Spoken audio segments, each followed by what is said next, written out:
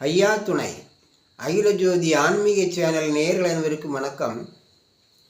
தசரத மன்னனுக்கு மகனாக என்னை பூவுலகில் மனுப்பிறப்பு செய்வதற்கு வேறு ஏதாவது காரணங்கள் இருக்கின்றனவா என்று ஈசரிடம் திருமால் கேட்டதற்கு முன்பு நடந்த நிகழ்வு ஒன்றை ஈசர் கூறலானார். அதாவது பரலோகத்திலே வாழ்ந்திருந்த துசுவீசு மாமுனி என்பவரும் சுகசீல மாமுனிவர் என்பவரும் பூமியிலே மனிதர்களாக பிறப்பதற்கு ஆவல் கொண்டவர்களாக இருவரும் தங்களது ஆவலை ஒருவருக்கொருவர் பகிர்ந்து கொண்டார்கள்.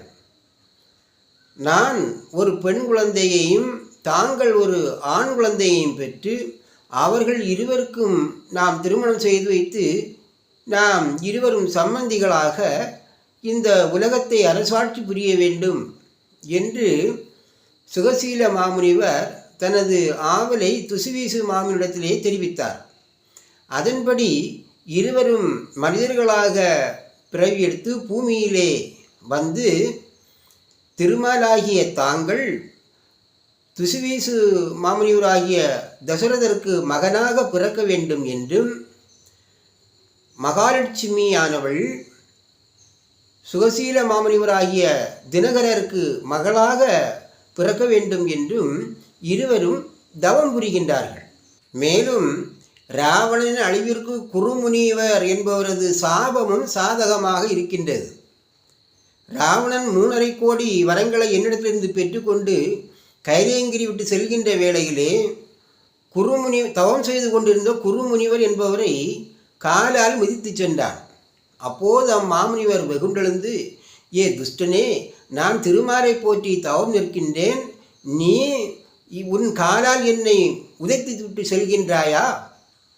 என்னை காலால் மிதித்த கள்வனே, உன்னை அறுப்பதற்கு ராமபாணம் பிறந்திடவும் மாயவனாகிய திருமால் அதை எடுத்து உந்தனுடைய மார்பில் ஏவி உன்னை அறுத்திடவும் துசுவீசு மாமுனிவர் தசரதராகவும் சுகசீல மாமுனிவர் தினகரராகவும் பூமியில் வந்து பிறந்திடவும் தசரதற்கு மகனாக திருமால் ராமபாணத்தோடு பிறந்திட வேண்டும் என்றும் அன்னை மகாலட்சுமியானவள் தினகரருக்கு மகளாக வில்லோடு பிறக்க வேண்டும் என்றும் ராமபாணத்தால் நீ அடிக்கப்படுவாய், வானரங்களால் உன் இலங்கை தீக்கிரையாக்கப்படும் என்று சாபமிட்டு 12 ஆண்டுகளாக தவம் இருந்தார். அவர் தவத்துக்கு இறங்கி தாங்கள் நினைத்தபடியே நிறைவேறும் என்று முனிவருக்கு நான் வரம் கொடுத்திருக்கின்றேன் என்று ஈசர் திருமாலிடத்திலே கூறியிருக்கிறார்கள். இனி ராமபாண கணையை எவ்வாறு பிறவி செய்யலாம் என்று சிந்திக்கின்ற வேளையிலே சிவபெருமான் ஒரு வேள்வியை வளர்க்கின்றார். மகாவிஷ்ணுவாகிய நாராயணர் தன்னுடைய திரு கணங்காலில் இருந்து நரம்பு ஒன்றை எடுத்து அந்த வேள்வியிலே விட்டறிகின்றார்.